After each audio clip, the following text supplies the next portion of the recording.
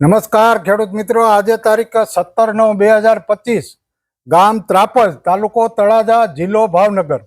આજે રેનો કંપનીની જે રેમ્બો વેરાયટી છે અને ખેડૂત છે મેપાભાઈ, અને એ મેપાભાઈએ બિયારણ બધું લીધેલું છે શૈલેષ કૃષિ કેન્દ્ર તળાજા, જીવાભાઈ ટાઢાને ત્યાંથી.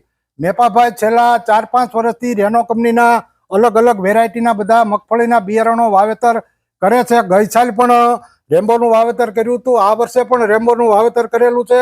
તો મેપાભાઈ, તમને કેમ લાગે રેમ્બો? સારું છે. કેટલા બોક્સનું વાવેતર કરેલું? 40 બોક્સનું વાવેતર કરેલું છે મેપાભાઈએ. અને મગફળી 3 મહિનાની આજુબાજુ થઈ છે. હવે 10 દિવસમાં મગફળી નીકળે એવો અંદાજ છે. તો ખેડૂત મિત્રો, મોટા દાણાની વેરાયટીમાં, ઓળાની વેરાયટીમાં રેમ્બો ફર્સ્ટ નંબરની વેરાયટી છે. અને ખાસ ખેડૂતોને ધ્યાન રાખવાનું છે કે ભળતા નામ અને ભળતી વેરાયટીથી સાવધાન રહેવાનું છે.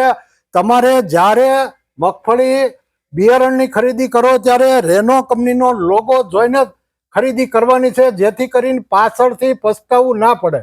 આભાર.